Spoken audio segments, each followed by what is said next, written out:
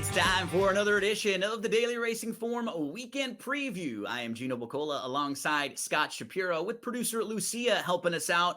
And Scott, this weekend we're going to be focused all on Woodbine. They have a big Saturday of racing. Grade 1 Woodbine Mile is the feature, but there are 3 Grade 1 races. And what's important about them, Scott, they're all win and you're in races for the Breeders' Cup. So even if you're not necessarily betting these races this weekend, you want to keep an eye on these horses because they are trying to qualify for the Breeders' Cup in less than 2 months. Yeah, there's been years past where I didn't follow this this day of racing at Woodbine, and I would come into those juvenile and the juvenile filly races at the Breeders' Cup and be a little lost without kind of getting a true feel for these races. So I think they're very important, particularly for the first week in November. Before we dive into the Woodbine races, we want to let all of you know football season has started. College football games are rolling. Week 2 of the NFL is coming up, and Daily Racing Form has a Bet on Sports section of drf.com. If you click on that Bet on Sports section, it'll take you to a whole bunch of different sports book offers, promo codes, deals, and you can compare them. You can look at the information about which state that you're in, and you can get up to $5,000 in sportsbook offers. And when you check out the sports betting section at drf.com. Let's move to meet the field for the Grade 1 summer, Scott. We're going to start with race number 6. We'll just go in order of the 3 Grade 1 races on Saturday at Woodbine.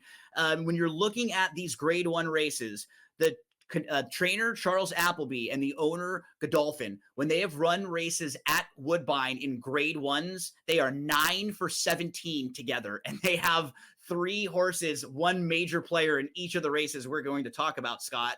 When we look at the 1 Argos, both the 1 and the 2 come out of the Soaring Free race. That was a local prep race where 5 horses, the top 5 finishers are all actually going to come back into this race right here. We have a replay from it, and the winner was 2 Out Hero. He's going to be the number 5 in the race on Saturday. What did you take from this race? We're talking a little bit about Argos and Rude Procedure, but overall, did you like anyone? Did you dislike anyone? Did you think the race was strong? Well, it's a stretch out from 6.5 to a mile. So that's the key here is who's going to be able to take the stretch out in distance. I thought Argos was just okay in there after a really good trip at Ellis. So I'm lukewarm, but he's got a real good rider and a real good post. Could you make any case for Rude Procedure, who was 4th in that race after kind of taking the early lead at the top of the stretch? Now, there's a lot of sprinters stretching out in here that have speed. I expect things to be tough on the front end. This is a horse that hasn't gotten better in terms of numbers since that debut win when he was loose on the lead. Time frame is a little bit interesting, Scott. He's for Mark Cassie, John Velasquez, DJ Stables. If you're just talking about the human connections, this horse is a major player, and he's 20-1 on the morning line. He is, and he got hammered on debut over the synthetic. I can forgive that effort. And last out, it was somewhat workmanlike, but he just kept grinding and kept grinding. I think he's really going to get a good trip in here, and I think he's going to more so love the added ground. The Secret Adversary comes in from Ireland, most recently won a stakes race over there. And I thought it was a pretty good performance, angled around, wins, wrapped up in the end. What do you think about this shipper? Well, this barn, James Stack, the trainer, I'm not too familiar with because he doesn't send hardly any horses over here. So Usually that's a barometer, as you mentioned, the Appleby barn. Plus, this horse lost in 2 starts back at a huge favorite against the 5-horse field. So just on that, I don't know a ton, but at 6-1, that seems a little short. 2 Out Hero is the 5. We saw him winning the replay, Scott, of that Soaring Free. But it was a good performance. He really did get a perfect trip in that race, though. And so that always worries me with a short price horse playing them the next time, because you got that great trip from him last time out. He also has to stretch out a little bit and show us he can go a mile. Right, in the Dam Song River. This is a pricey $240,000 purchase. The Dam, most of the success was on the turf, but it was sprinting. So I'm a little bit leery only because of the question marks at the short price. Scott, you and I are going price shopping in this race. I hope the number 6, Bill of Ice, is going to sit back. He's going to make one late run. His debut win was visually very impressive. Now, it didn't grade out very well based on the speed figure. It was light. But with these young horses, these 2-year-olds, sometimes the speed figures can be a little tough to make because there's not a whole lot of experience with these horses. What I love about him, Scott, in this entire field, only 2 horses have been a mile or beyond, and he's one of them. I think late in this race, a lot of these horses are going to be tired and stopping, and he is going to be passing a bunch of them at that point. Is he good enough to win? I'm not quite sure, but I think I'm going to be rewarded with the price taking a shot at what should be, 15 or 20 to 1. Yeah, there's a lot of questions for these horses to answer, and he's answered two of them. Can you go the distance, and can you finish at the distance? And he was really finishing full of run in there. Got a favorable trip, very encouraging effort. I don't know if you're going to get that 20 to 1 because I think others will see that going long. They'll see the part that he was able to do that, but he's got a slow speed figure, and I don't think that matters all that much in this case. Actually, a decent pedigree, too. He's a full sibling to a horse named American Revolution, who won the Grade 1 Cigar Mile, half sibling to a horse named Bull Journey, who's a Grade 3 winner. So he has a little class to him as well on the pedigree. Kassan and Marcus J, the next two that we'll talk about, they look like they might impact each other early in this race, Scott, because they're both really quick. Kassan's shown speed in all 3 of his races. And then Marcus J, he was really impressive when he won his debut by 8 lengths. I'm just worried with them drawn right next door to each other that they might impact each other's chances. I agree with that sentiment. I think Kassan is the one more up against it. We know what he is. He's had 3 starts. He's been on the lead in all of them, and they were all shorter. And he also was hammered on debut, hasn't really necessarily moved forward since. Marcus J, I don't necessarily know if he needs the lead type at this point. He draws outside much of the other speed. He was dominant in that win, and I think he's got every right to move forward by the looks of him just watching that race and the pedigree. So of those two, I much prefer Marcus J. Yeah, because with Marcus J, he only has that one race. We really don't even know if he has a running style yet, right? He might just have been Right. better than that field and they put him on the lead. So wouldn't be shocking to see him figure things out, and sit off the pace here. Military Time was supplemented into this race. What happens in horse racing when there are big stakes races like this, a lot of times you pay to nominate horses that you think might be horses to run in those races. And when you pay those nomination fees early, they're not much. When you supplement later, you have to pay more money to enter horses. And when a trainer like Mark Cassie pays to supplement a horse like this, I always take a second look, Scott, because he just knows the pulse of Woodbine in those big races as well as anyone. This was Military Time winning his debut. His dam is a 6-time winner on the turf, and they're going to wheel him back in just a couple of weeks. Like, I think the connections really like this horse by placing him back in here. I could see that. They also have a lot of money. Gary Barber and Vinny Viola, especially Gary Barber, might have wanted a horse in here. Yeah. I could see this horse definitely moving forward here, but he got a pretty good trip, relaxing, moving up the inside, but winning from one-turn race along the inside on debut, not always easy. We moved to Wild Desert. He comes in off of a third-place finish at Newmarket. Scott, this horse was really unlucky in his most recent race because he was right towards the front end, and the leader was tiring, and the leader kept coming out right in front of him and like pushing him and impeding him. I don't know if he was going to win, but he may have been closer, and he seems like one of the horses to beat in here. Well, he's 5-2 on the line. I'm going to let him beat me. Appleby, you mentioned, likes to win races, these big ones at Woodbine. He hasn't moved forward in his time form ratings, 86, 86, 85. Not ideal, but he's one of the horses to beat, obviously. I couldn't make a case for Jupiter, who was 5th in that soaring free. I just didn't see an excuse why I would upgrade this one over some of the others who finished in front of him. Yeah, no real running in that August 16th race. I respect the win from Teddy's Rocket in the debut, Scott, and he's one of a couple horses in here who has the experience going long. But wow, he got a pretty perfect trip. The way the race set up, it almost was like he fell into it. So visually, I wasn't as impressed with him. I think he might look a little bit better on paper than when you watch the race. Well, I mean, if I thought he was going to get the same trip again, I might, consider him a lot more, but he's way drawn to the outside there with Joel. I'd be surprised. It was a really good trip. He got the jump on the runner up. I prefer others. I think the public probably will too. It's a really tough edition of the Grade 1 Summer. So let's move to selections for this one, Scott. Both of us, 20 to 1 shots on top. Let's go looking for big prices. Scott's going to go with Time Frame on top, 3658 for Scott. I'm going to go with Bill of Ice on top. You can see we both feel like the 5, probably one of the real players in there. Take whatever you want out of that. But we wish you the best of luck in the Grade 1 Summer. Don't go anywhere. We'll talk about the Natalma next.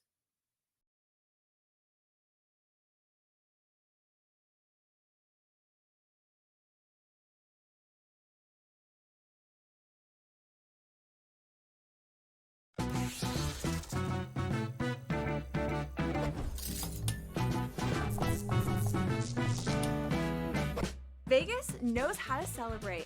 If you're headed to Vegas for your birthday, plan ahead to get all the birthday freebies the city has to offer. Just by showing your ID, you could get free cash play, scratch cards, drinks, and food at various venues on the Strip. Now, go get lucky. See you in Las Vegas. Let's get lucky. College football can't allow Notre Dame to have the type of, year they have and schedule they have, and honestly put them up against other teams. Because Notre Dame looks like they're going to be a decent football team. They could lose, I think, next week to Texas A&M, Joe, who I don't think is a great football team, but still a ranked team, and then run the table and still be in the playoff and absolutely beat nobody. The worst schedule I may have ever seen in college football is Notre Dame this year. SportsGrid's College Football Today. Quarterback or coach has to answer for it. Right. Goff, Campbell. Listen, I'm not firing Dan Campbell already. I might be shipping Goff. I don't know, but I think the Lions, again, it's week 1. Are we overreacting? I think the panic meter in Detroit is blaring. I think people are wondering, when do the Pistons start? Pro Football Today, only on SportsGrid. It's the most beautiful time of the year. No, not because of foliage or pumpkin spice lattes. It's because of football.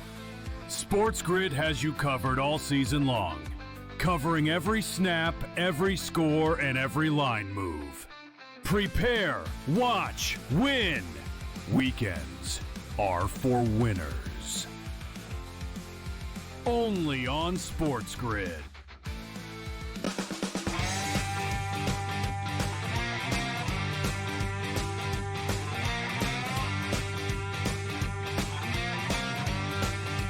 We are back previewing the Grade 1 Natalma. We move to race number 8. It's got 3 Grade 1s on the card. They're all these prep races that qualify you for the Breeders' Cup. Now, before we dive into this race, I think a perfect time to talk about the DRF newbie product would be right now for the SportsGrid audience, because I think a lot of folks watching this show, you play the races on the big days, maybe on the weekends, maybe you're not as hardcore of a horse racing fan. Sometimes you open up that racing form and there's a lot going on. There's a lot of numbers. It's in black and white. Sometimes it's hard to understand. But DRF newbie is completely different. It puts things in a way that it makes it a little bit easier to understand for new bettors, in graphs, visually, using colors. It gives all sorts of comparisons for horses' early speed ratings, for their late speed ratings, for the way races shape up. You could see trainer spotlights and jockey spotlights. Newbie.drf.com. You want to check it out on your phone, though. It's got to be on the mobile for newbie. Scott, got another Grade 1 to dive on into. These are the 2-year-old fillies. So the gals, they will try to win their way into the Breeders' Cup Juvenile Fillies turf. I thought Corsia Veloce from the inside comes off of 2 really nice efforts. She's 2 for 2. She wins a local prep race. She actually beat the boys in her debut. And I believe we have a replay of the win. It was a pretty professional effort from Corsia Veloce. What do you think about her and maybe the fillies that come out of that Catch a Glimpse? Well, unlike the last race we spoke on, this race doesn't have true legit sprinter speed in it. So it's a little bit more murky from a pace perspective. This is a filly that's bred more to sprint. She's been really good in her 2 starts. Inside draw, not a lot of speed. Hasn't gotten out of the gate well, but I think her best chance is to be pretty forward in this race, maybe even on the lead. When you compare the 6th race that we just talked about and this race, they're so different on paper from the race shape, because it looks like there's a bunch of speed in that 6th, and in here, not much. Pina Colada could be one of the horses forwardly placed in here. She's not that fast early. She sort of just got the lead by default last time out, though, Scott, and she ran 2nd. I used the same joke on another one of our colleagues, and I will with you. Do you like Pina Coladas? I don't. I mean, I like them in general, but I didn't like the race in general. It was a 4-horse blanket finish, and she had things her way. I really don't think much of her chances in here, although Mark Casse thought enough to debut her in a stakes race, but Pina Colada, passo. what makes this race difficult from a handicapping standpoint is you have horses like the 3 and the 4 to me that I don't have much to knock on those lightly raced horses. I don't particularly like them as much as I like some others, but a horse like Sweet Fusion just ran second behind Corsia Veloce. No reason why that gal can't step forward. And even Dixie Law right next door, that's a good debut win, but this is just a step up, a big field, and a tougher group to deal with. Yeah, they're both stretching out in distance, both coming from off the pace. I prefer horses that were on the lead more when they stretch out. Maybe just a personal thing. Sweet Fusion's got to get out of the gate better. Dixie Law, interesting. This barn doesn't have many horses running at this level. I wish them the best. We move next to Dance to the Music, the number 5, Appleby, Godolphin, Buick, top-notch connections. Thought the Group 3 win was solid. This horse was close up, kind of shaken up, a little bit green late. Thought it was like a workmanlike type effort. So you can understand why she will be like a measuring stick in here. Thought there might be some other fun horses to bet, though, on the win end, Scott. I use this one more underneath. Yeah, I mean, I'm going to play against the Applebees because I think, those stats that you gave are true, but he's just 3 for 25 in North America with a lot of them were last year and 2 years ago, right? Over the last 12 months. So maybe things have cooled off. Maybe the stock isn't as good, but I'm not as scared of them as I once was. I think if you can beat either the 5 Dance to the Music or the 10 Deep Learning, it might be because you get in front of those horses early, Scott, because I think those horses will be sitting and trying to make their one late run. Hot Mash might be that horse on paper. She comes out of a really fast race at Ellis Park. What I liked about her in that race, she was quick, but she showed she could sit off a little bit. So she flipped off. That makes me think she might be okay trying to ration that speed going a little bit longer. And then when you look at her pedigree, she's a half sibling to the grade 1 Alcibiades winner, Peace and War. So distance really shouldn't be too much of a problem for her trying to go a little longer. And you had her, I think, in an underneath spot. She feels like a real key to this race, if at least kind of dictating things with her style. She was awesome in that race, and she was John Service getting hammered at Ellis. Not something that happens all the time. They knew what they had. She's bred to be very able to get the added ground. So lots to like. Star Attraction was a maiden winner most recently over a yielding turf. Came from off the pace, although her race didn't get really graded very high when you look at speed figures. Same race that Pina Colada comes out of. I'm against the race. She got part of a 4-horse blanket finish. She was 3 wide throughout, to her credit. I mean, we're singing all throughout the show, Scott. Someone might be in the kitchen with Dinah. Someone in the kitchen I know. Dinah is the next one up here, who was a little disappointing, I would say, as the beaten favorite in that Catch a Glimpse. Johnny V is going to jump aboard here. She's still a maiden. She hasn't won, but I mean, she fits with this group. I just think she's probably going to be a little bit overbet. Could be, but I think the added ground to anyone's liking as much could be for her. She's kind of run even or both of her starts, and she is absolutely bred to route, not sprint. You see 3 Kevin Attard runners in a row. We move to another maiden, La Coulas. She was 3rd, well beaten last time out. She's just going to have to show a lot more than she showed in that debut, Scott, to be competitive here. Clearly, someone liked her. The barn probably liked her. A lot of people liked her. They made her the 9-5 favorite, 6-horse field. But yeah, she's that's about the best thing I can say because she was a well-beaten 3rd in the maiden group. No knocks on the outside runner, Deep Learning. This horse debuted at Saratoga, going 1 mile and a 16th on the turf course, and won really professionally. I think we have a replay of the debut win right here. Scott was sitting 6th, about 4 lengths off, hugs the rail, and then angles out and just blows by. Very impressive.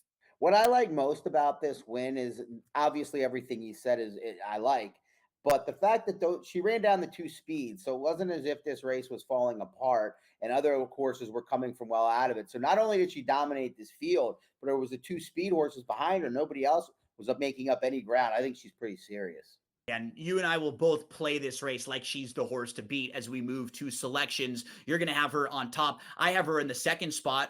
You and I both think that the 6 is kind of a key to the race and might be a live horse if can get out front, loose on the front end. So 10-6-8-5 for Scott. I'm going to throw Hot Mash on top. 6-10-1-5 for me. That's the second of the 3 grade 1s we have to preview. We'll flip the page to race number 9, the grade 1 Woodbine Mile, up next.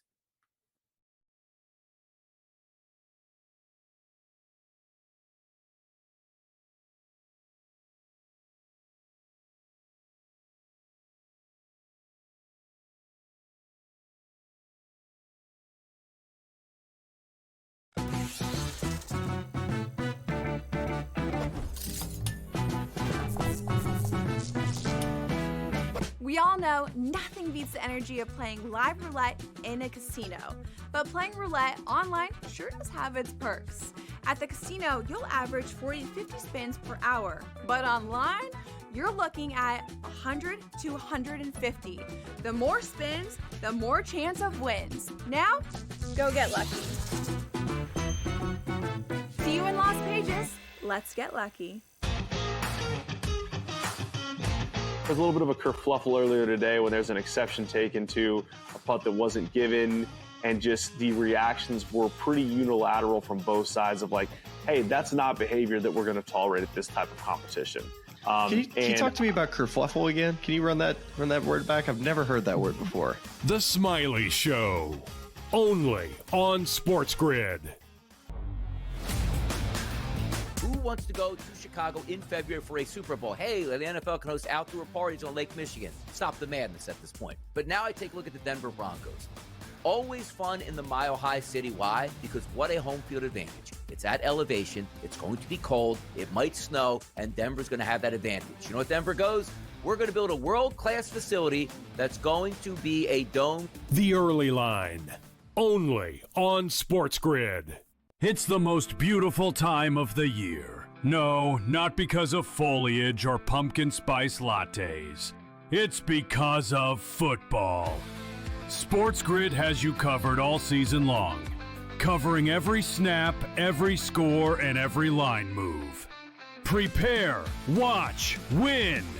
Weekends are for winners. Only on SportsGrid.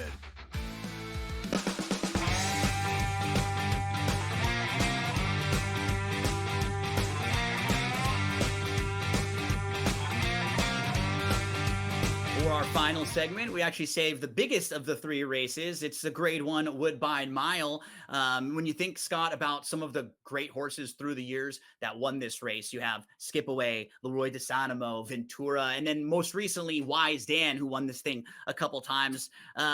We get things started in the Grade 1 Woodbine Mile. But actually, that's a little bit of a tease. Before we do, I want to let the sports bettors know one more time about the great offers that we have for them over in the Bet on Sports section at drf.com. All you have to do is go to drf.com, and if you see the top right section, there's a football up there with Bet on Sports. Click on that. It'll take you right to this sports betting section with $5,000 in sports betting offers that you can claim.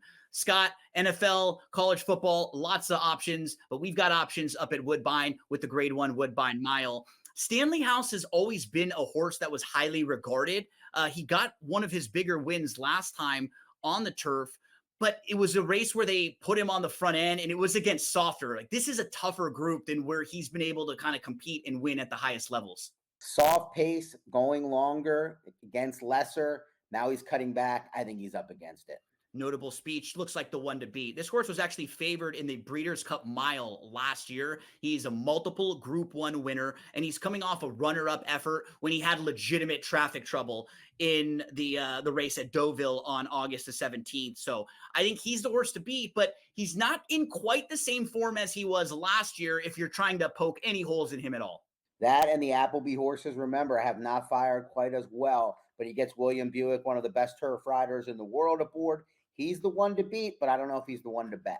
One Stripe was very impressive in South Africa, and he's not raced since March. But when horses come in from South Africa, there's a long quarantine process, and it takes a while for them to be able to run here. This trainer, Graham Motion, can certainly get horses just like this ready. My big concern with him would be, Scott, if he is that short of a price, I'd probably want a little bit more than him than the 5-2 he's listed at on the morning line. But you look at his races in January, December, November, they were very, very good. And I'm certain this horse has ability, just not quite. I'd love to see a race before this one if I was going to play him in the Woodbine Mile. Yeah, Motion's just 1 for 4 with these types of horses over the last 5 years. Grade 1 winners making their first start from foreign shippers in a Grade 1. 5-2 too short. Yep. Huntmaster looks like a horse stepping up. That will probably be part of the early pace. Comes off of a runner-up effort last time out after showing speed and fading. The fact that there's another speed horse in here makes him borderline impossible on a huge class hike. Wyoming Bill is actually in really nice form right now, and he's kind of a lightly raced horse with some upside. He adds the blinkers. I don't know if he's quite good enough to win this race, Scott. If you're looking for horses at the back end of your tries and supers, certainly a horse who's moving in the right direction. And you have Frankie Dettori, who comes into this off of a really strong Kentucky Downs meet. Yeah, they both, you see Gas Me Up, who's in the far outside of Wyoming Bill. They got big setups in this race. It's kind of weird. Blinkers on after that effort and a couple of other good ones when they took the blinkers off for 3 starts. That worries me a little, Gino. Yeah, because he ran well. You don't necessarily like to see the change after running well. Maybe they're just hoping they could get him into the race a little more because he was still a few lengths behind Gas Me Up when Gas Me Up started his rally. My boy Prince should be on the opposite end of the spectrum, right, Scott? Anytime Mark Cassidy talks about this horse when he's racing long, he says he'll be on the lead, and that's likely where you'll see him. Yeah, no doubt about it. He was on the lead last. You could argue last time in the 4-star day, you could probably make a case that race was better, but he had everything his way. He rode a good rail that day, and he didn't even hit the board. I kind of like him as a sprinter when he could sit off the pace a little bit and finish. I really liked his races going 6 furlongs and 5.5. We moved to Naptown. He's won 4 of his last 5. And as they step up the ranks, the connections just want to see how good this horse is, right? Where does he stack up against a grade 1 group like this? Numbers wise, not that far off on some metrics, but he got a huge setup last time, and the class hike is huge.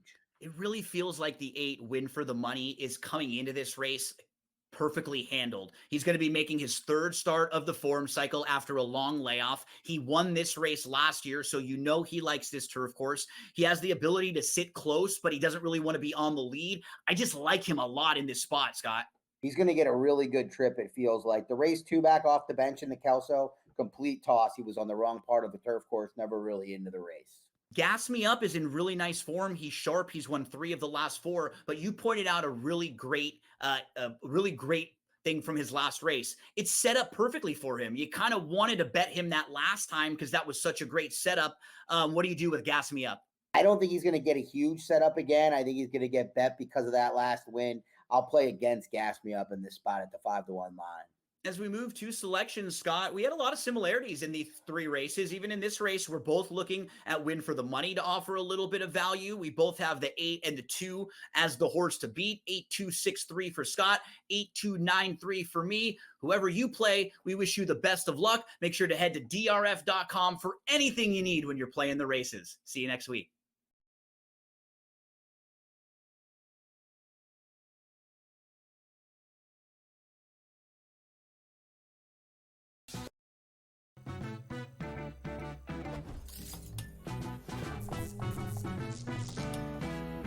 Guess what, golfers? Vegas isn't just casinos and pool parties.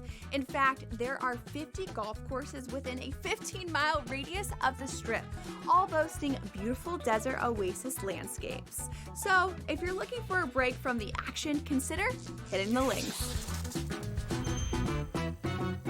See you in Las Vegas. Let's get lucky. Donnie, the season is 6 months. 5 if you check out in September. You're gonna have a bad month.